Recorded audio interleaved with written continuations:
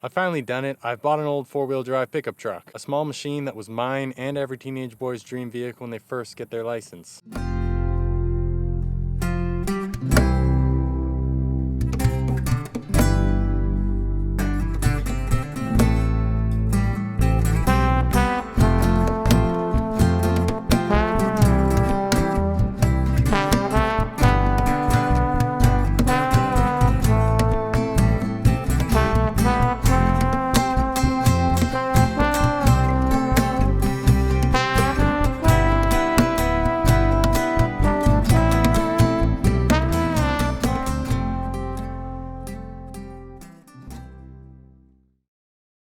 So along that journey, I've learned a lot, especially the past couple of years, about the price and perceived value of these things. Because let's be honest, they're only getting harder to find and they don't make them or anything similar anymore. After chasing down a Toyota pickup for months, I finally pulled the trigger on something with 500,000 kilometers and rust in every place imaginable.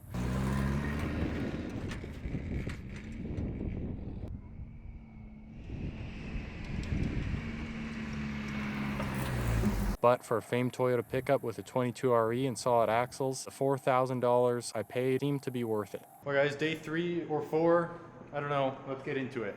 Through hours of labor, I learned a lot and had fun, but the light was still far at the end of the tunnel. And for a truck lacking much of the sentimental originality I yearned for, I was not always motivated at times. That brings us to the day I found my Nissan D21. 1988 4x4 pickup with the original, nearly undamaged interior, with a body that was still intact, a much more solid price tag. No, it's not a famed Toyota with legendary 22 RE, but the D21 trucks still carry their own reputation and a proud legacy. I think along with Toyotas, the nice survivors should only climb up in value. Now I suppose there may be the question of why not keep both? Keep the Toyota and continue to restore it on the sidelines, but I think that my Nissan has filled my wants and needs that I hope to find from the Toyota pickup. Enough that I would rather use the cash from the Toyota pickup sale as a payback for the work put into the Nissan. So if you haven't seen my previous videos, I've put over $5,000 into this Nissan pickup truck. $3,000 of that went into a rebuilt head. And there's still more in plan for the Nissan pickup, from maintenance to rust removal and paint,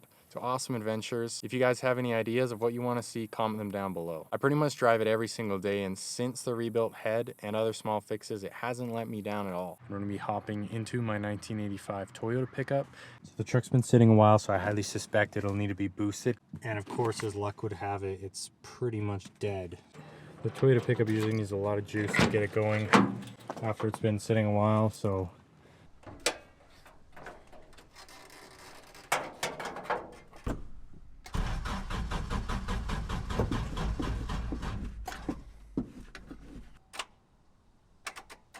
fresh gas coming right up.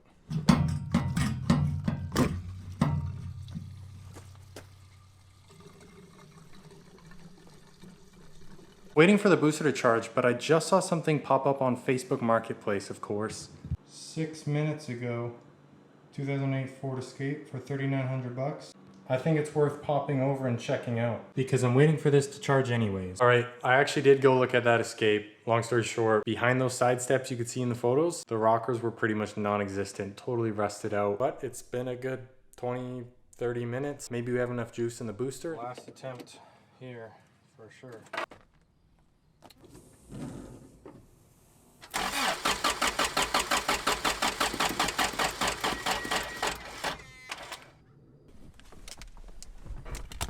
We've got the big guns out here.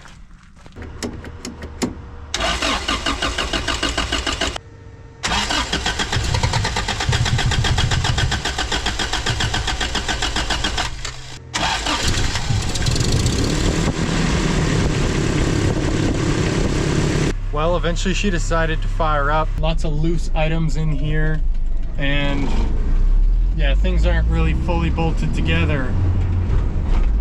But the transmission shifts very smooth. The engine runs really smoothly.